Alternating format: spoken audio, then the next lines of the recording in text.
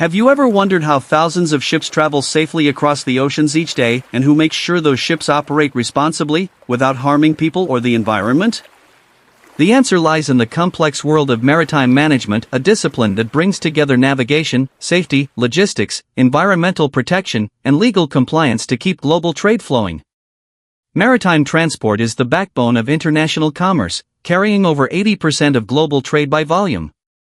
From fuel and food to electronics and manufactured goods, shipping connects producers and consumers across every continent. For a maritime nation like Malaysia, strategically positioned along the Straits of Malacca, one of the busiest shipping routes in the world, the sea is not just a border, it is an economic lifeline. But how do we ensure that these vast maritime activities remain safe, sustainable, and lawful? This begins with an international framework and then extends into Malaysia's national legislation. To create consistency across all oceans, every ship must follow the same set of fundamental international conventions established by the International Maritime Organization, IMO, a specialized agency of the United Nations. The IMO's core conventions include SALAS, 1974, setting construction and safety standards for ships. MARPOL, 1973 of 78, protecting the marine environment. STCW, 1978, defining global training standards for seafarers, and the ISPS Code, securing ships and port facilities against unlawful acts. Together, these conventions form the foundation of global maritime law. Malaysia, as a member of the IMO, has ratified and incorporated many of these conventions into its own domestic legislation, ensuring that every ship flying the Malaysian flag complies with international safety, environmental, and labor standards. With this global foundation in place, we now move to how Malaysia implements these rules within its own jurisdiction. Malaysia enforces its international commitments through a comprehensive set of national laws. At the heart of this system stands the Merchant Shipping Ordinance 1952, MSO 1952, the cornerstone of Malaysian maritime legislation. The MSO 1952 applies to Peninsular Malaysia and the Federal Territory of Labuan, with several sections extended to Sabah and Sarawak to maintain nationwide consistency. It governs nearly every aspect of shipping and port activity, including vessel registration, ownership, navigation, manning, safety standards, and environmental control.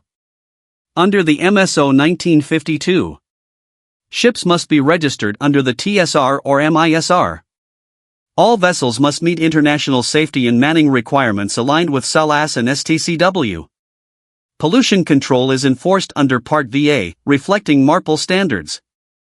Maritime security under Part 7A implements the ISPS Code. Through the Marine Department Malaysia, Jabatan Laut Malaysia, JLM, acting as the competent authority, these conventions are applied on the ground through surveys, inspections, and certification. Beyond the 1952 ordinance, both Sabah and Sarawak have their own maritime laws, the Merchant Shipping Ordinance 1960, Sabah, and Merchant Shipping Ordinance 1960, Sarawak. While these are tailored to suit regional maritime conditions, they mirror the core objectives of the MSO 1952, ensuring that all ships in Malaysian waters operate safely, are properly crewed, and follow international standards. Together, the 1952 and 1960 ordinances create a harmonized legal system from Port Klang to Kota Kinabalu and Kuching.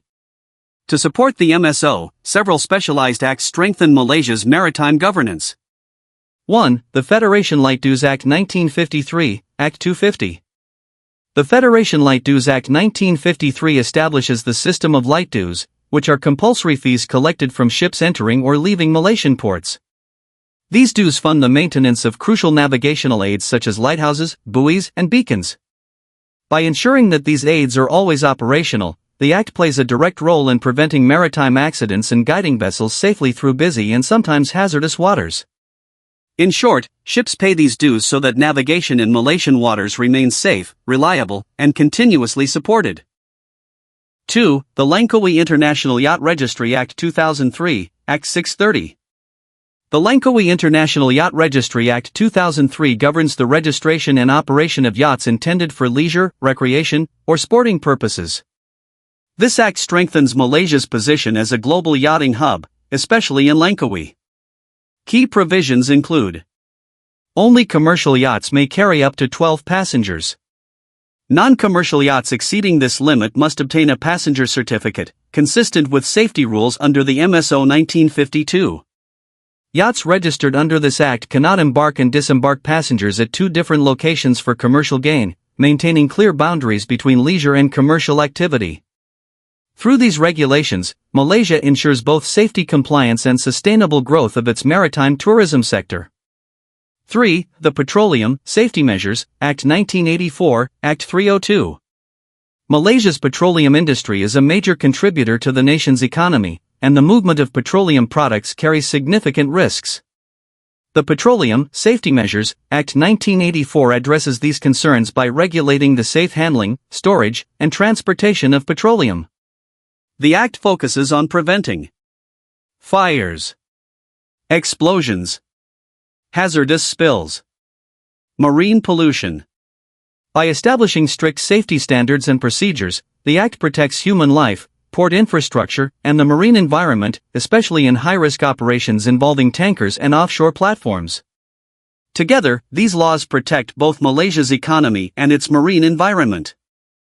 Beyond the major acts, Malaysia enforces a series of subsidiary laws and technical orders that translate policy into everyday practice.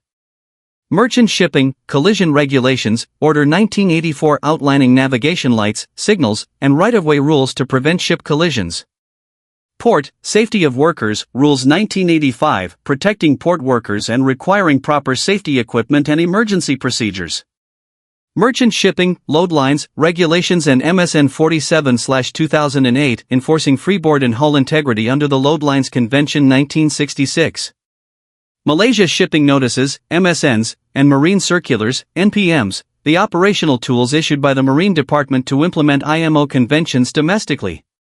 For example, NPM February 2003 applies the ISPS code to Malaysian ports, and MSN 39/2008 enforces MARPOL Annex I for pollution prevention. These instruments act as Malaysia's operational compass, guiding ship owners, port operators, and crew in their daily compliance obligations. Within its own waters, Malaysia upholds the cabotage policy, reserving domestic shipping trade between Malaysian ports for Malaysian-flagged vessels. Under Part 2B of the MSO 1952, operators must obtain a domestic shipping license, DSL, or Lesan per Kapal and Dalam Negeri, LPDN, from the Domestic Shipping Licensing Board, DSLB. Section 65H empowers the board to issue domestic shipping licenses, DSL. Furthermore, Section 65KA prohibits non-Malaysian ships from engaging in domestic shipping, while Section 65L makes it an offense for any vessel to operate domestic shipping services without a valid license. As a result, companies applying for a DSL must qualify as Malaysian shipowners under Section 11 of the MSO, which requires the company to be Malaysian incorporated with majority Malaysian ownership. Maritime law enforcement and administration in Malaysia rely on strong collaboration among several agencies. The Ministry of Transport, MOT, formulating national maritime policy. The Marine Department Malaysia, JLM, implementing laws, issuing certificates, and conducting ship inspections. The port authorities in commissions, such as Port Klang Authority, Penang Port Commission, overseeing port safety and operations. The Malaysian Maritime Enforcement Agency, MMEA, and Marine Police, ensuring maritime security and enforcement at sea, and the Department of Environment, DOE, monitoring pollution and responding to spills. Together, these entities ensure Malaysia's compliance with international obligations while protecting its marine resources and trade interests. Thank you for watching.